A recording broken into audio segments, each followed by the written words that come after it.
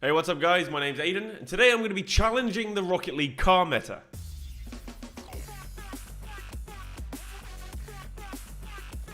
Now, if you play Rocket League, then you're probably aware of the current car meta. Most players will use an Octane, and the rest will use a Dominus. It's rare that you see anyone in something else. Perhaps you see a Fennec every now and then, but if you see someone in, say, a Grog or a Scarab, you'll probably assume that they're a bad player because they're using a bad car. So I decided I'd challenge this meta by playing 1v1 games in 5 different cars, starting with the Octane and Dominus, and I am totally aware that this is probably going to negatively impact my rank in 1v1, but it's not very good anyway, so what the hell. What do we know already about the different cars in Rocket League? Well, since patch 1.35 in July 2017, which is almost 3 years ago, all cars were grouped into standardized hitboxes and turning speeds. Which leaves me wondering, why is there such a fixation on just 2 of the cars in the game, given there are so many available cars which will fit into the same standard class? So I'll quickly go over the 5 standardizations in Rocket League, starting with the Octane hitbox, which is also the most popular, boasting a length of 118.01, a width of 84.2, and a height of 36.16. That results in a surface area of 34,495. Now, the Octane has an average turning speed of 2.18, which isn't really tight, but it's okay. I'm not going to bother naming all of the cars which share the Octane class, because you'll get bored of me hearing out read a list, and if you haven't already clicked over to another video, you probably would do now. So I've provided a link in the description below if you're interested in finding out for yourself. Now, the next class, of course, is the Dominus, which is quite a bit longer than the Octane, as it has a 127.93 length, has a similar width of 83.28, and rides significantly lower at 31.3, which, if you've seen a Dominus, and you probably have, doesn't surprise you because it's a pretty darn flat car. These figures provide the Dominus with a slightly bigger surface area than the Octane with 34,529 and an average turning speed of 2.22, which means it turns slightly tighter than the Octane. The Breakout class is interesting. It's slightly longer than the Dominus, but it isn't as wide or as high. Therefore, it's even more flat than the Dominus and has even less surface area for hitting the ball, yet it maintains the same average turning speed of the Dominus of 2.22, which means it also turns tighter than the Octane. So we move on to the Plank class, which is home to only a handful of cars. It's not as long as the Breakout, but it is longer than the Dominus. It's wider than both the Breakout and the Dominus, yet it's shorter than both. So believe it or not, there's 2 hitboxes that are flatter than the Dominus. So the Plank is the lowest of all the hitboxes, and on top of that, it has the tightest turning speed of 2.25, which is quite interesting. The last car class is the Hybrid, and I know some of you might be thinking, what about the Batmobile? Is it not a hitbox of its own? Well, kind of, but not really. It has the same hitbox as the Plank. The car turns ever so slightly faster than the Plank, but not so much that you'd notice, so let's just call it a Plank for now. So back to the Hybrid. If you've seen the sleek Nissan Skyline, then you're familiar with the Hybrid hitbox, which is supposed to be a balance between the Octane and the Dominus. It has a length of 127.02, which is closer to the length of a Dominus, and is actually less wide than both the Octane and the Dominus with 82.19. Now, the Hybrid height is, however, right in between the 2 favorite hitboxes at 34.16, resulting in a total surface area of 34,242. which is less than both the Octane and the Dominus, and a turning speed of 2.21, which is faster than the Octane, but slower than the Dominus by a hair. Okay, so we've covered all these boring stats and numbers, and you're probably wondering, okay, what now? So we understand what we can expect from these cars. We're aware that the Dominus and the Octane hitboxes are preferred, but given there are 28 cars using the Octane class and 19 cars using the Dominus class, why do we constantly just see the basic Octane and Dominus all the time? Well, my theory is that it's purely psychological. These classes are based off those specific cars, so visually the car should perfectly represent the hitbox. You know, you'd think that the Octane will perfectly represent the Octane hitbox. But if we look at some visualizations of the hitboxes, or jump into free play and just see where the ball sits on your car when you say dribble, you'll see that not a single car perfectly represents its actual hitbox. The hitboxes don't follow the lines and the curves of the car. The hitboxes are squares and rectangles. We know that the Octane has a slant from the top of the car down to the windshield of the front bumper. So that's not equal to its hitbox either. Then take the Roadhog, which actually when you look at a visualization, comes a lot closer to filling up its hitbox. I reckon that the OG players recognized the Octane and Dominus as standout cars with better performance before these cars were all standardized into hitboxes. And they probably just got so used to these cars visually that the other cars which share the same class just would come across as a little off. If you play the game long enough, you would know that you spend very little time looking at your actual car and more time focused on the ball. Nevertheless, this has ended up in countless articles, blogs, and videos telling you that, yes, you should pick the Octane and the Dominus because they're simply the best and picking anything else would make you worse, which is not true. I refused to believe that and decided to do a little testing of my own, picking cars with no judgment and jumping into ranked 1v1s. Now, could I win more games with other cars than with the Octane and the Dominus? So I jumped into ranked with the Octane, played 5 games, which didn't go quite as well as I'd hoped. Good, this guy's going. Oh, my kickoff is trash.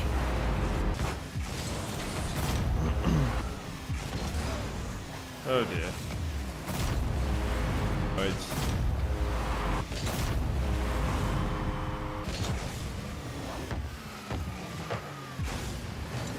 Oh well.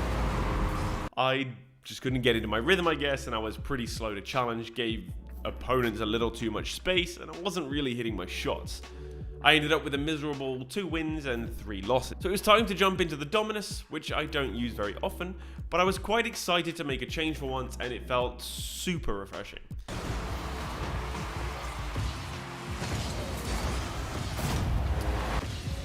Oh. Alright, we got one back. We're not out of this game. Not out of this game yet. Go for that. Double touch. Nice shot. Go for the flick. Oh, he's got it. Oh, I couldn't capitalize there. I got no boost getting in. Oh, he's got it. Ay, ay, ay. No. No. No.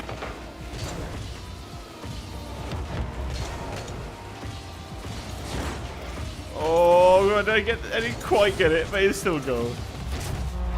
Pinch would have been nice though. I picked up a couple of wins, but ended up with the same overall result as I did with the Octane. 2 wins, 3 losses. So not a great ratio, having only won 40% of the games I'd played, and it's kind of set me up into an awkward position now going into using the other cars. Truly is unfortunate. So, first up with the Scarab. The Scarab surprisingly uses the Octane hitbox and stats, and it really looks like it shouldn't do. To be honest, it looks like it shouldn't fit into any of their hitboxes. It's a car which I've always thought was completely ridiculous, and I'm 100% sure that Psyonix were just trolling when they decided to introduce it to the lineup. But here we are, going into 5 ranked solo games, and to be honest, it went way better than expected. I like how the Scarab has these little flappy things on the back of it. It looks so silly. Has he just scored no goal? What is he doing? No power. Well, it's still going in anyway. Is that a goal? Might be. It's not getting there. It's going alright. Oh, it's got some power. There we go. 5-1. I think that awards me a sip of my tea. Flick. Oh, I knew he was going to do it. Which way am I facing? I can't tell where the front is. Oh no. It's going alright. Oh, his flicks are pretty consistent. A nice little catch. There we go. Comeback's fucking on. Still got 2.5 minutes, or half the game to go. I've got open net. It's 5-2. Let's go. Oh, that's a nice shot. Is that just going straight in? Oh, it doesn't have to do much, does it? How's that gone over me? Well, I feel like this car is definitely an inferior car. Oh no! On the buzzer! I've just scored in my own fucking goal. No! Why? Gotta put it over, and I've managed. I can't get the second ball. It's not in yet. It's in. Fuck me, dude. I'm through this game. And to be honest, it went way better than expected. So that was a fucking lie. I don't even know what I'm looking at anymore. I don't even know what game this is anymore. Okay, so I lied. It didn't go well. It didn't go well at all. I picked up 1 win in 5 games, and while the games were close, I have to admit it was definitely harder to judge its hitbox based on the actual visualization of the car. Dribbling was a little harder, going up the aerials seemed a little harder. However, I did find that I had a little more vision of the field simply because the car seemed to take up less screen space, but maybe that's just in my head. So next up on my rarely seen cars is the Backfire, which originally appeared in the Rocket League's predecessor alongside the Octane and the Scarab. Much like the Scarab, it uses the Octane hitbox and stats, which would appear to make more sense than the Scarab. I think it's a kind of cool looking car, so I was feeling confident, and I was right to feel that way. And no, I'm not lying this time. He's so aggressive, it's stressing me out. Well, I'll take that. Well.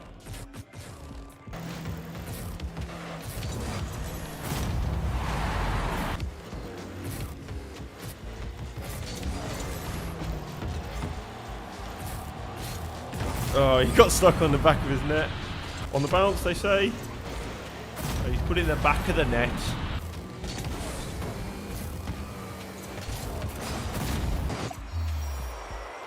Yeah, and he left. That's 2 wins.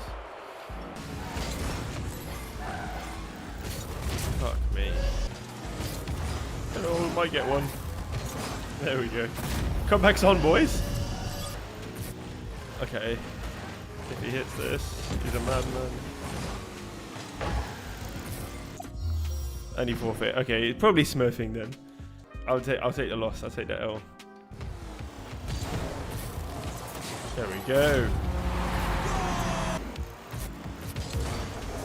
He fucked it. He flipped. Oh no! Okay, okay.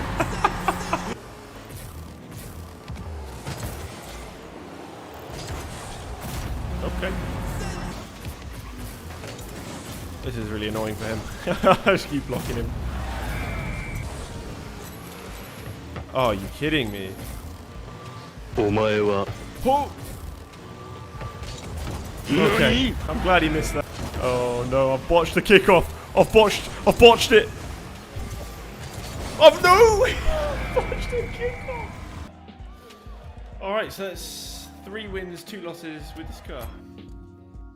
So with 1 car remaining, it had to be the Grog, right? It's just such a strange vehicle, so strange that its engine sound literally makes like the car is going to break down and fall apart any time, despite the car looking like an absolute tank. Now I had to change the engine sound because it was really, really distracting me so much. The Grog actually felt quite comfortable to use, but to be consistent with the way I've been playing lately, I took it to a tidy 2 wins and 3 losses. And at this point I'm questioning why I even play this game. Alright. Made that a bit easy for me. That old trick, that old chestnut. Got away with it. Good day, buddy. And in the back of the net.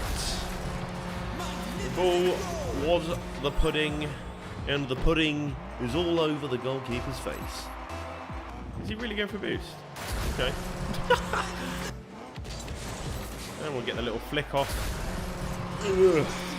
Yeah, he wasn't ranked. I'm not really surprised about that. Oh, you don't love to see it.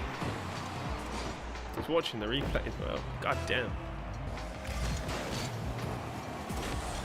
Oh, that's unfortunate. Okay, I didn't use too much of my boost. There we go. Come on, let's go, let's go. Still close. Oh, he's giving me space here. He's fucked it. Oh, big mistake. Back it off. That is bad indeed. No! He beats me out.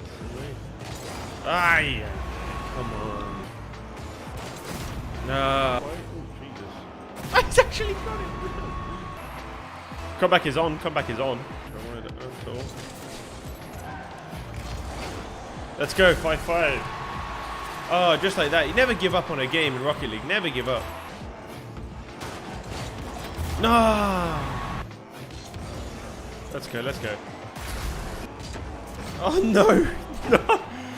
Oh no! Let's go. Oh, if you would have saved it, I would have been well upset. Hey, we will get the double digits. There's 1 second left. It's going alright. Ah. Oh, you'll let him have it. Alright, 2 wins, 3 losses.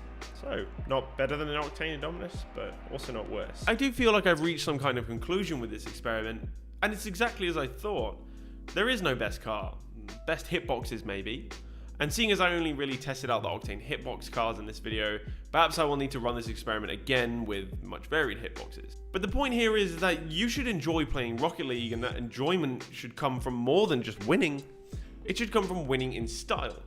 So if you have a car that you think looks cool, then go ahead and use it, because it's not going to be the reason that you win or lose games. But it is going to make you feel cool to be donning your favorite car, and given everyone else is using the same cars, you'll stand out from the rest. When you land that double flip reset in a GC promo game with a McLaren, Aftershock or Bone Shaker, both your teammates and your opponents will remember you, and they'll be sorry they ever doubted you. This experiment has been a lot of fun, and if you're wondering why I had my stupid ginger head in the bottom left corner of the screen, it's because I was streaming these games, so please follow me on Twitch for some more live footage. I'd also like to get to know all of you better, so join in the chat.